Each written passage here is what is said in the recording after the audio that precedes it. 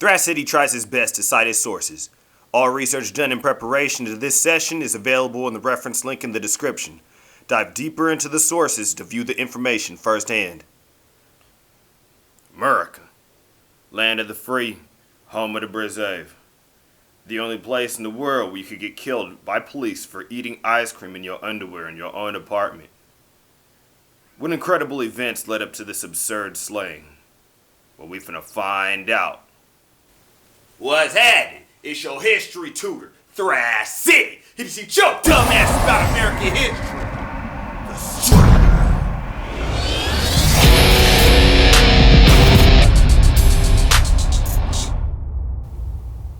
Learn with Thrash City. Hashtag woke America. Christopher Columbus! Now we're here. The moment you've all been waiting for. All 66 of you.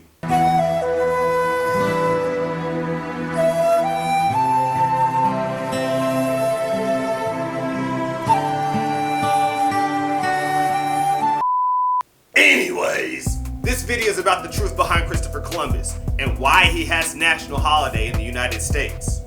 But Thrash City, what are you going to tell us about Christopher Columbus that we don't already know? A lot. What's the story behind it? Why is it significant? But most importantly, why is it being replaced by Indigenous Peoples Day?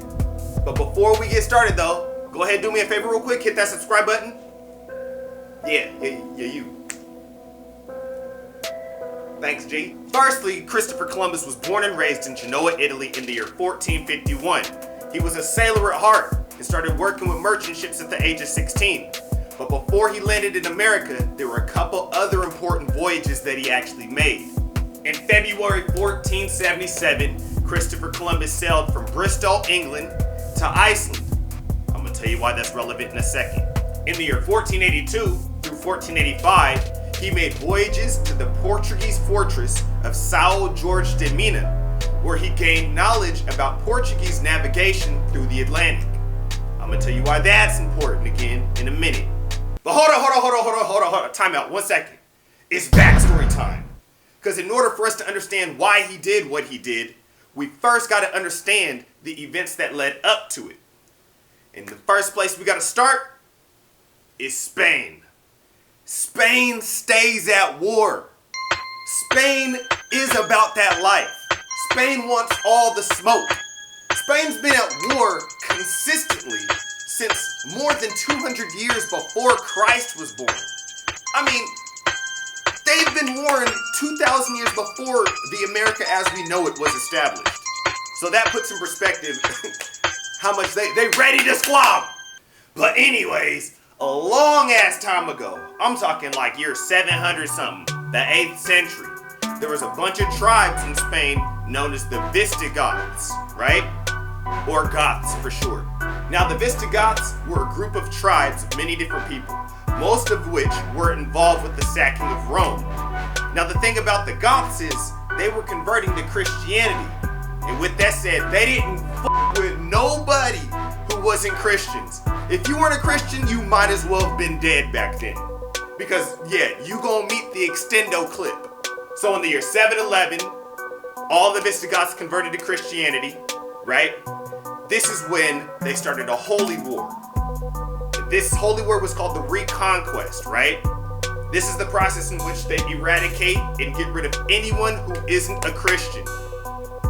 It was a pretty simple war, you know, you're not Christian, I don't like you, get out. But it only took 780 years. So there's a whole lot of drama and bullshit that happened in between there. So we just gonna skip to the end of it, alright? The Christians conquered Spain, the Reconquest was complete, and they were in a dire need to maintain their economy through trade. Spices, gold, herbs, and all that other shit. Most importantly though, in their eyes, they needed to increase their manpower by spreading Christianity. They needed to go out and convert people. Due to the Islamic and Christian conflicts, the Ottoman Empire, pretty much all their enemies, stood in the way of them trading with Asia on both land and sea. Confronting the Ottoman Empire head on, just trying to make it through their armies to get to Asia, it's not worth it. You know, they had too many forces. They were building and getting stronger in their own respective areas. So it's like, okay, we might as well just go around. Now, this is where Christopher Columbus comes in. He presents the brilliant idea, since he knows the Earth is round, of traveling westward from Europe and arriving at India so that they could trade without being hindered, without being intercepted or going through any embargoes. So Columbus approached the king and queen of Spain. He was requesting a fleet, he was requesting the money and funds so that he could go on this trip, and he wanted their endorsement. They denied him over and over for about 6 years before they gave in. What was in it for the monarchs? Why would they fund such an expensive trip, you feel me? The Spaniards were Christian, and they wanted to gain higher status among the Catholic monarchs in Europe. They believed they were preparing for the prophesied end of the world, based on the revelation to John, which involved the Christendom recapture of the Holy Land Jerusalem, and of course, the defeat of the Antichrist. But what did they need in order to make that happen? We want more money. Yeah, more money. Of course. So this is really putting things in perspective. Pretty much all you need to save the world and all humanity is enough money to buy the armies to f*** up your enemies. Yo, why didn't he just say so? You know what I'm saying? So after about 6 years of negotiating, Christopher Columbus finally got the endorsement of the king and queen to go on his voyage. He was provided the resources, he got his fleet, and on top of that, most importantly, he was offered a promise. Your Highness commanded me that with sufficient fleet, I should go to said parts of India, and for this accorded me great rewards and ennobled me, so that from this time henceforth I might style myself Don and be High Admiral of the ocean, sea, and Viceroy, and perpetual governor of the islands and continent which I shall discover, and that my eldest son should succeed to the same position, and so on, from generation to generation forever. So this is like a legit get rich or die trying. Christopher Columbus has an entire country's prosperity resting on his shoulders.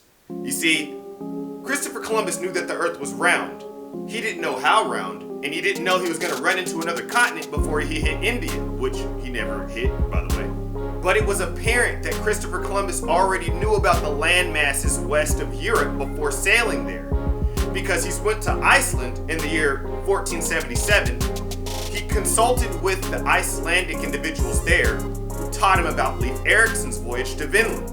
Not only that, he also consulted with the Portuguese and learned about João Vaz Cortiel, who also was looking to get to India by traveling westward. A lot of people say Christopher Columbus didn't even go west. He's not even a genius. Why? You know what I'm saying? He didn't even land in continental United States.